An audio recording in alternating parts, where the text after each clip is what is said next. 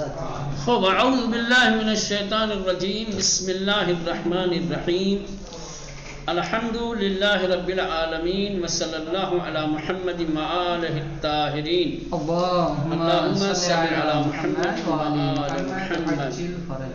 خوب حکمت نمبر 175. خوب وقال علیہ السلام اذا ہبت امرا فقع فیہ فإن شدت توقیہ اعظم مما تخاف منہ. خوب حکمت نمبر 75. اس حکمت میں جو کلمات جو ترکیبیں آئی ہیں پہلے اسے دیکھتے ہیں. اذا ہبت، خوب ہبت یعنی خوف، وحشت، ڈر ہے نا،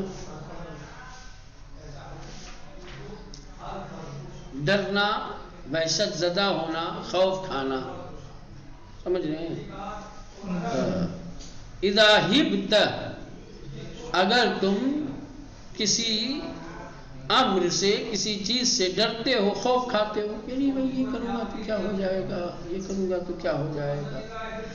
فقع، یہ وقع یوقع سے اپنے آپ کو ڈالنا، واقع کر دینا.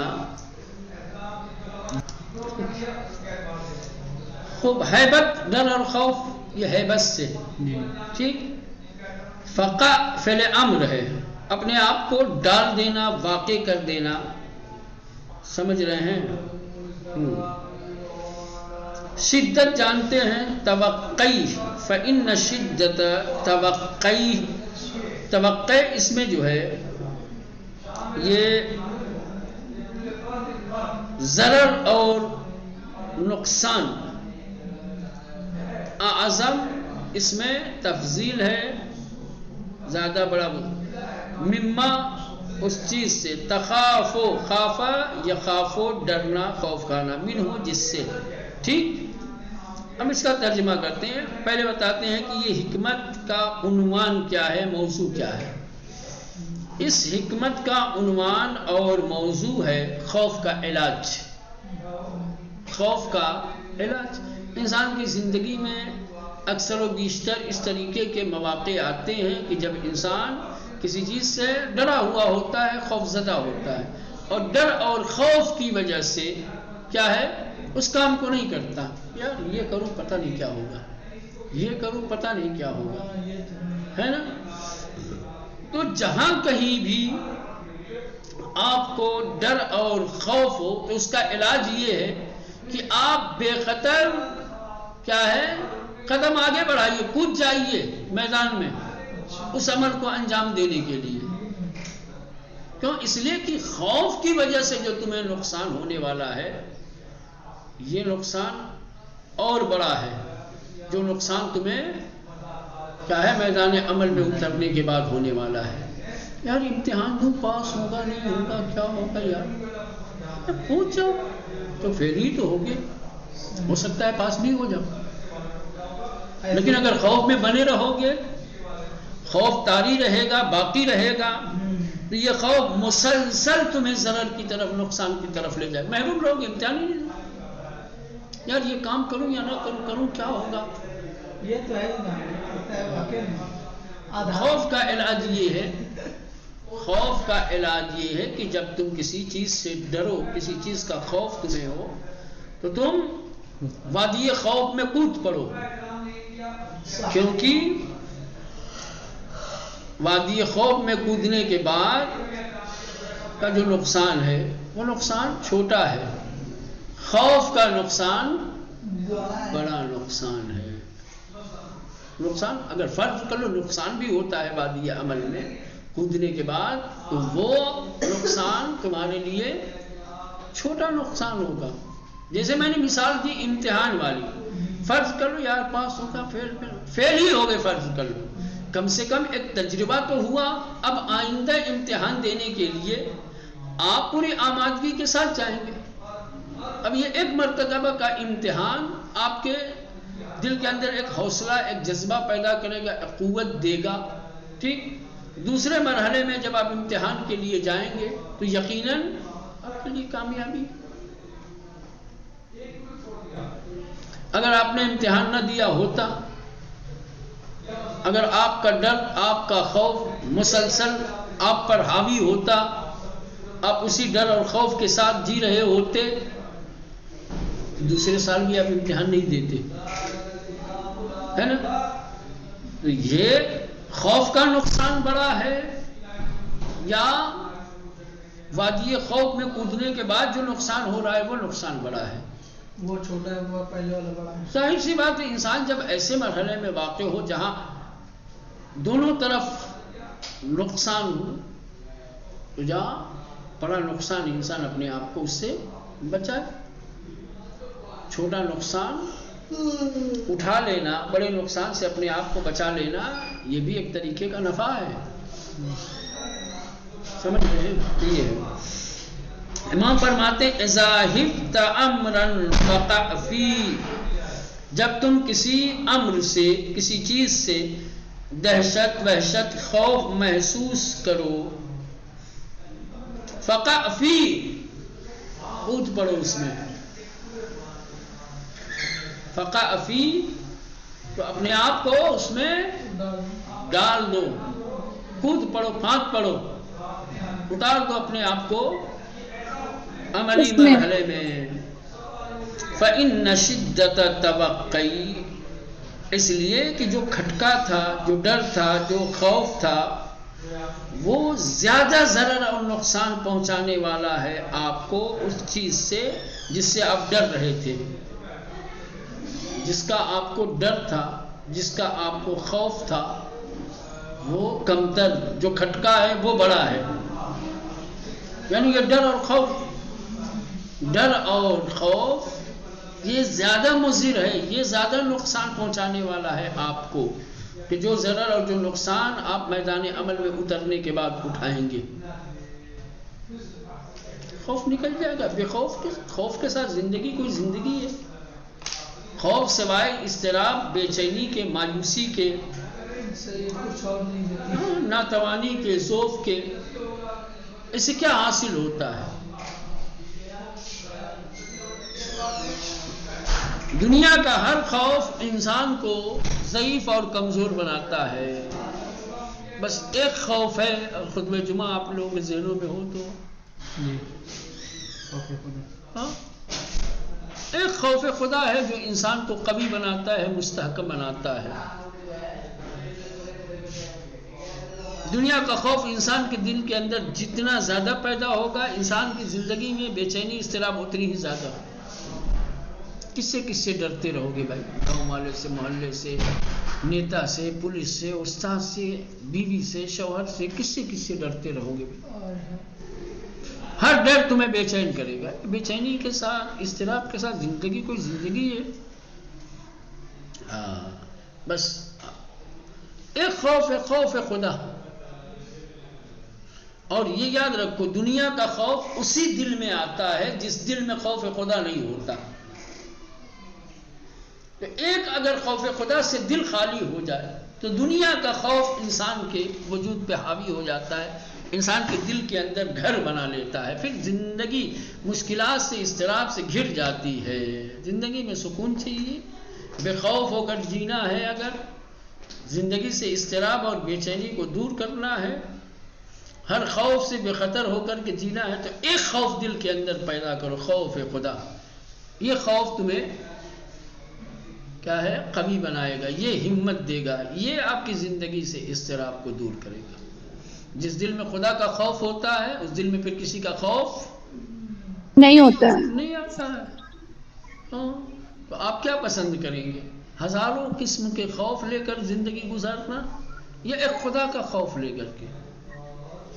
خدا کا خوف لے کر کے. اور ایک اثر کے اعتبار سے بھی دنیا کا خوف انسان کو مضطرب کرتا ہے، ایک خوف خدائی ہے جو انسان کو مطمئن کرتا ہے. الا بذکر اللہ تطمئن قلوب. یاد خدا، خوف خدا. خدا کا ذکر یا من یتق اللہ یجعل له مخرجا. وَيَرْزُقْهُ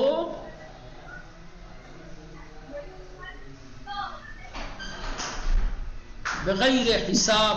یا الگ الگ تعبیریں ہیں قرآن مجید میں، آپ جا کر کے دیکھیں. تقویٰ کیا ہے؟ خوف خدا کا نام ہے. تقویٰ کیا ہے؟ یعنی خدا کی معصیت، خدا کی نافرمانی سے پرہیز کرنا. ہاں، اور اس کے ساتھ انسان جی رہا ہے.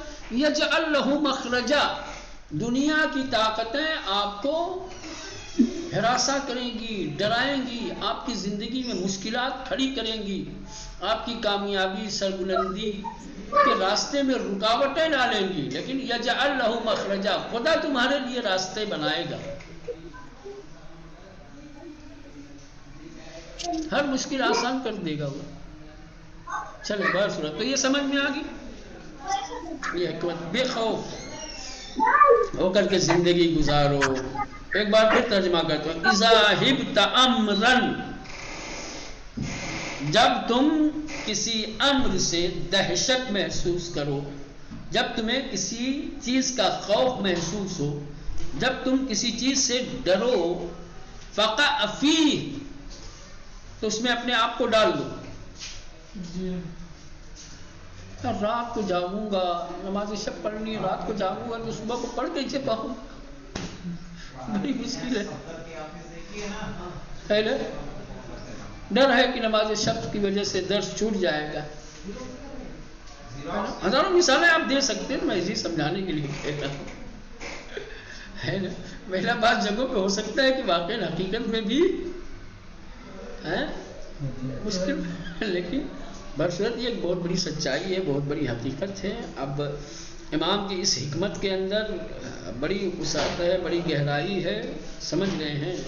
ہاں، مسئلہ یہ ہوتا ہے ان حکمت کی باتوں کو ہم اپنی زندگی کے مسائل پہ تطبیق کہاں پہ دیں، کہاں پہ نہ دیں.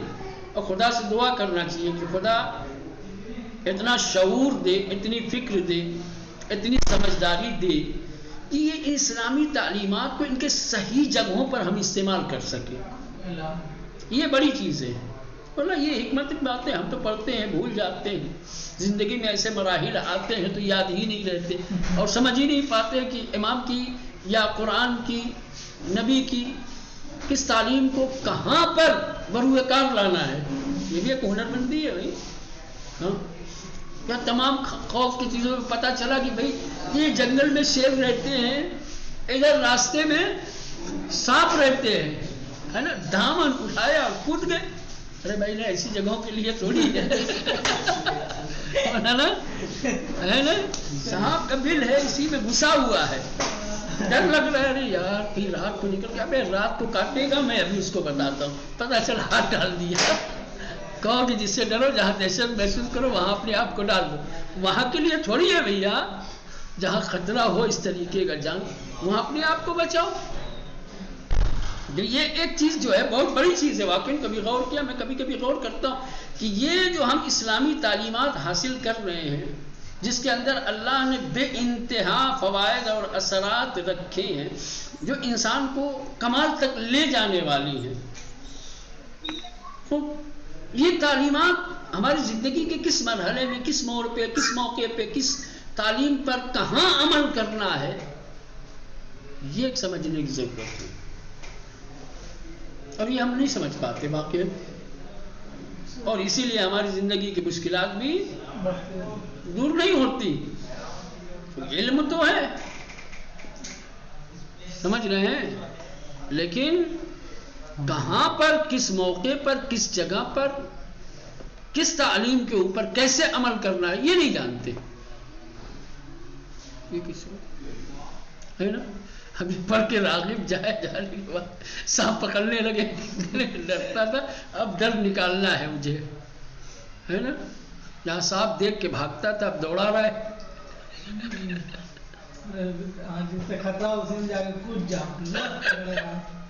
ہاں، آگ جل رہی ہے، دھواں اٹھ رہا ہے، پتہ نہیں آگ ہے یا نہیں ہے. ڈر بھی لگ رہا ہے یار، ڈر لگ رہا ہے کہیں ایسا نہ ہو کہ ہوا تیز چلنے لگے اور پھر یہ اوپر جو راکھ دکھ رہی ہے اس کو ہوا اڑا کر کے لے جائے اور چنگاری نکلے، اور لاؤ ہاتھ ڈال کے دیکھتا ہوں ہے نا. اس کے اندر यहाँ पे तदबीर करने लायक नहीं है। यहाँ पे आप नहीं तदबीर कर सकते, अब इसको कहाँ की जगह ले जाएंगे। चले बहर सूरत ये बड़ी तफसीलात हैं इन सब चीज़ों में। बस खुदा से ये बहर सूरत ये दुआ करनी चाहिए कि खुदाया इतना शऊर दे, इतनी अक्ल दे कि हम इन इस्लामी तालीमात को जहाँ इनका मकाम है, इन तालीमात पर अमल करने का, हम उन मकामात को पहचान सकें और उन मकामात पर इन तालीमात से फ़ायदा उठाएं। चलें, इज़ाहिब अमरन, जब किसी अम्र से तुम्हें दहशत महसूस हो, जब किसी अम्र से तुम्हें डर लगे, तुम पर खौफ तारी हो, फ़क़अ फ़ीह, तो उसमें फांद पड़ो, कूद पड़ो, अपने आप को उसमें डाल दो। फ़इन्न शिद्दत तवक्की, इसलिए कि खटके का लगा रहना है ना, वो इस्तिराब, वो बेचैनी जो खौफ की वजह से पैदा हो रहा है, उस ज़रर से कि जिसका हमें खौफ है, ज़्यादा तकलीफ देह चीज़ है, ज़्यादा परेशान करने वाली है। समझ रहे हैं? जिस चीज़ से हम डर रहे हैं वो हमें ज़्यादा नुकसान पहुंचाने वाली है, वो ज़्यादा हमारे लिए मुज़िर है और हमें नुकसान में डालने वाली है। हम अगर अपने आप को जिस चीज़ से डर रहे उसमें डाल देंगे तो डालने के बाद जो नुकसान हमें अगर बिलफर्ज होने वाला भी है उतना बड़ा नहीं होगा जितना बड़ा ज़रर की वजह, इससे खौफ की वजह से हो रहा है। ठीक, हिकमत वाज़ेह है, आगे बढ़े। खूब, हिकमत नंबर 76, वक़ाल अलैहिस्सलाम आलतुर रियासत सअतुस सद्र। खूब, आला जानते हैं, आला यानी वसीला, जरिया है ना, जिस चीज़ पे तकिया किया जाए, जिस चीज़ पे भरोसा किया जाए। रियासत यानी रियासत, हुकूमत, सरदारी, रईस बनना है ना।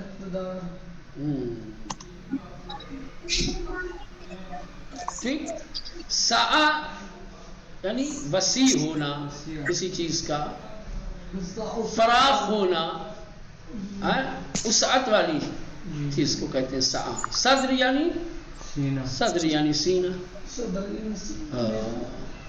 अलबत्ता सीना से मुराद ये सीने ज़ाहिरी नहीं है। तो पता चला इसका सीना, हाँ, अभी जैसे कहते हैं ना हमारे प्रधानमंत्री जी, हाँ, 56 इंच का सीना। मैं रईस इसलिए बना हुआ हूँ कि मेरा सीना 56 इंच का है। पता चले कि जिसका सीना ज़्यादा चौड़ा है फिर खली को ले गया हो भाई। मैं तो नरेंद्र मोदी ये ऐलान करता है कि मेरा सीना 36 इंच का है, मैं नापा तो मेरा 34 निकला, मैंने बस 2 ही तो करना है। वो अगर प्रधानमंत्री है तो मुझको कम से कम जो है वजीर आजम तो बनना, वजीर आजम हुआ है तो कम से कम वजीर आला तो बन ही सकते हैं ना। वो पीएम है तो हम सीएम।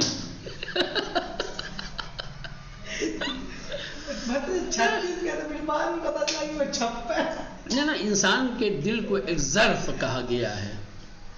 इंसान का सीना क्या है?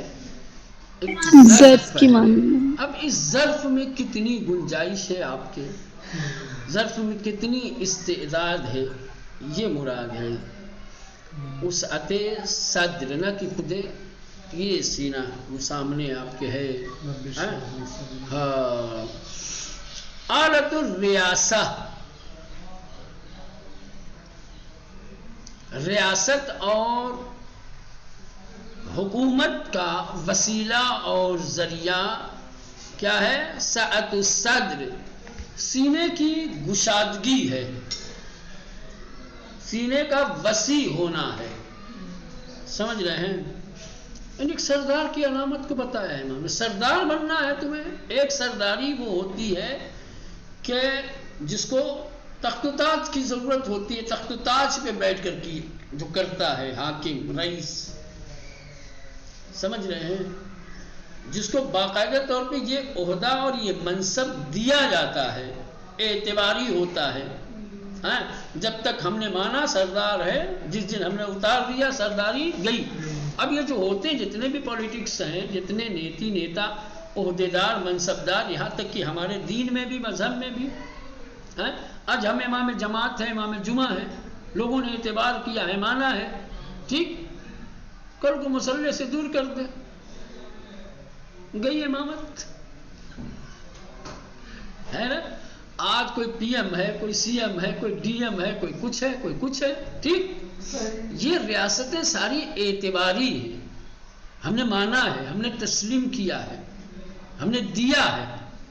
تو جب تک اعتبار ہے، جب تک منصب ہے، حکومت ہے، ریاست ہے. جس دن اعتبار ختم، بات سب اعتبار کو ہوتی. میں کہہ رہا ہوں کہ اچھے بہترین مہنگے سے مہنگے اچھے سے اچھے آپ کاغذ لائیے، 200 500 1000 جتنے کی بھی نوٹ ہیں، نوٹ کے اندازے کا کاٹ کے آپ لے کے جائیے اسی کاغذ کو کسی دکان پہ کہ بھائی اتنے کی فلاں چیز دے دیجیے، اور وہ آپ کاغذ دیجیے. اگر دکاندار لیتا ہے مار کے بھگا دے گا. کیوں ہے؟ اعتبار نہیں ہے اس کا. ہاں، بات سب اعتبار کی ہے. یہ کاغذ جس کو ہم نوٹ کہتے ہیں، ہم نے اس کو اعتبار کیا، اس کو مانا ہے، تسلیم کیا ہے، ہم نے اس کو ارزش دی ہے، ہم نے تسلیم کیا تو ہے. جو کاغذ آپ لے کے گئے اس کو کوئی نوٹ تسلیم نہیں کرتا، اس لیے نہیں لے رہا ہے، اور اس کو اس لیے لے رہا ہے کہ اس کو تسلیم کیا گیا، اس کو اعتبار دیا. تو اعتباری چیزیں اسی وقت تک اپنے مقام پر باقی رہتی ہیں جب تک اعتبار رہتا ہے. ہمارے مودی صاحب نے اعلان کر دیا رات میں آ کر کے کہ فلاں تاریخ کو فلاں وقت سے جتنے بھی 1000 کے اور 500 کے نوٹ ہیں وہ سب کاغذ کے ٹکڑے ختم ہو گئے. لو بھائی، دوسرے دن سے کوئی لے نہیں رہا ہے. نوٹ تو وہی تھا نا، یہ کچھ بدل گیا تھا، کچھ تبدیلی آ گئی تھی نا. جس کے اعتبار سے اس کی ارزش اور قیمت تھی، اس نے اعتبار ہٹا لیا، اس کی قدر و قیمت ختم ہو گئی. تو یہ اعتباری چیز ہے. تو ایک حاکمیت اعتباری ہوتی ہے، ایک ریاست اعتباری ہوتی ہے جو اعتبار پہ چلتی ہے. مانو تو ہے، نہ مانو تو نہیں، یا جب تک ہم نے اعتبار دیا ہے تب تک رہے. جس دن اعتبار ختم اس دن ریاست ختم. یہ ریاست حقیقی کیا ہے؟ گشادہ. آپ اپنے سینے کو، ظرف کو اتنا وسیع بنائیے، اپنے سینے کو اتنا گشادہ کیجئے کہ آپ کی ریاست حقیقی ہر دل پہ، حتیٰ جو تخت پہ بیٹھا ہوا ہے وہ بھی آپ کی ریاست کو تسلیم کرے گا. آپ حقیقی حاکم بننا چاہے، اعتباری حاکم نہ بنو یار. اعتباری حاکم نہ بنو، حقیقی حاکم بنو. گشادہ، سینے کو گشادہ کرو، ہر شخص تمہاری عزت کرے گا، احترام کرے گا، سر پہ بٹھائے گا. اب وہ چوڑا نہیں، ظرفیت ایسی بناؤ اپنی. الم نشرح لک صدرک، اور یہ وسعت قلب اتنی اہمیت رکھتی ہے کہ اللہ نے اپنے نبی کو ہر نعمت سے نوازا، لیکن سعت صدر اتنی عظیم نعمت کہ خود پیغمبر خدا سے تقاضا کر رہے ہیں، درخواست کر رہے ہیں، خدایا میرے سینے کو گشادہ کر دے. ریاست کے لیے کیا ہے؟ سینے کا گشادہ ہونا ضروری ہے. ہزاروں طریقے کے حالات سے گزرنا پڑتا ہے. دل اگر وسیع نہ ہو، تنگ دلی کے ذریعے سے اس کی ریاست چلی جائے گی، نہیں برداشت کر پائے گا کسی چیز کو. اس طرح صدر نہ ہوتی پیغمبر میں، اگر یہ برداشت نہ کرتے تمام تکالیف کو، مشکلات کو، ہر طریقے کے اعتراض کو، الزام کو، کیا ہوتا نتیجہ؟ کیا ہوتا؟ دین اسلام آج ہوتا ہم تک. کہنے کا مطلب یہ ہے کہ چلیں آلت الریاسہ، کہنے کی سرداری کی